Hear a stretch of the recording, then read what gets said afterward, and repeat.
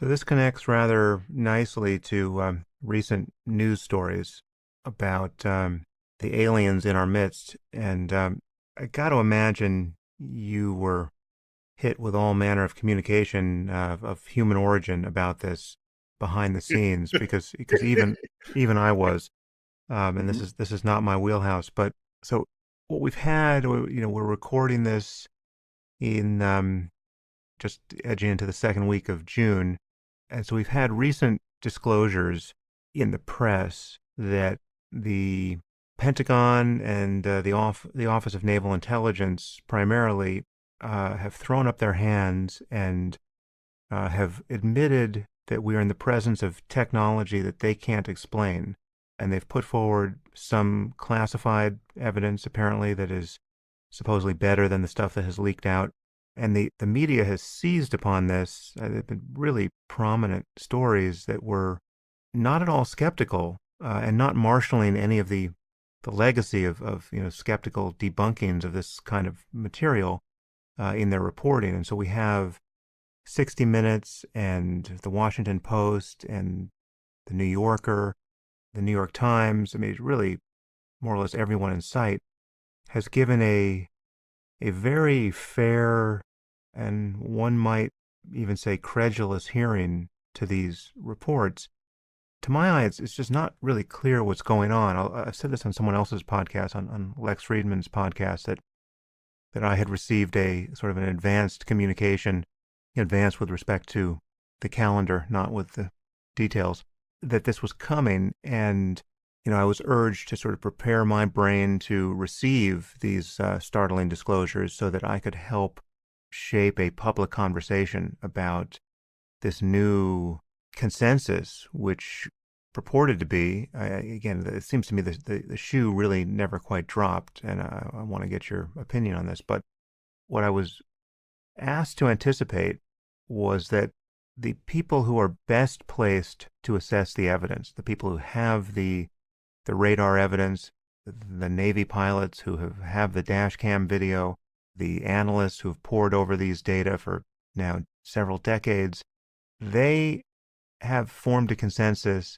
that there's no way what they're seeing is a mere artifact of glitches in our technology.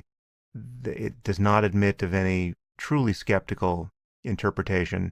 No, we are in the presence of technology that is so advanced that it could not be of human origin, and we don't know what to make of that fact. True. I mean, I don't know if you've been on the receiving end of recent rumors about our conversation about UFOs very likely changing in the near term, right? But like Yeah. there was just a Washington Post article and a New Yorker article, and I've received some private outreach, and perhaps you have. I know other people in our orbit have people who are claiming that the government has known much more about UFOs than they have let on until now, and this conversation is about to become more prominent, Yes. and it's not going to be whatever, whoever's left standing when the music stops. It's not going to be a comfortable position to be in as a super rigorous scientific skeptic saying there's no there who's been saying there's no there for the last 75 years, Right. right? The short version is it sounds like the Office of Naval Intelligence and the Pentagon are very likely to say to Congress at some point in the not too distant future that we have evidence that there is technology flying around here that seems like it can't possibly be of human origin, Right. right?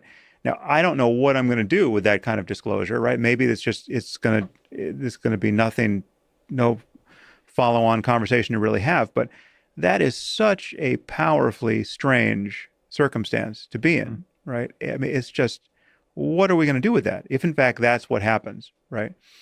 If in fact the considered opinion, despite the embarrassment it causes them, of the U.S. government, of all of our intelligence, all of the relevant intelligence services, is that this isn't a hoax. There's too much data to suggest that it's a hoax. We've got too much radar imagery. There's too much satellite data, whatever data they actually have.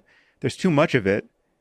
All we can say now is something's going on, and there's no way it's the Chinese or the Russians or anyone else's technology. That should that should arrest our attention, So collectively to a degree that nothing in our lifetime has. And now one worries that we're so jaded and confused and distracted that it'll get much less coverage than Obama's tan suit did, yeah. a bunch of years ago. It's who knows how we'll respond to that, but it's just to say that our the need for us to tell ourselves an honest story about what's going on and what's likely to happen next is never going to go away, right? And it's important. It's just the division between me and every person who's defending traditional religion is where is it that you want to lie to yourself or lie to your kids?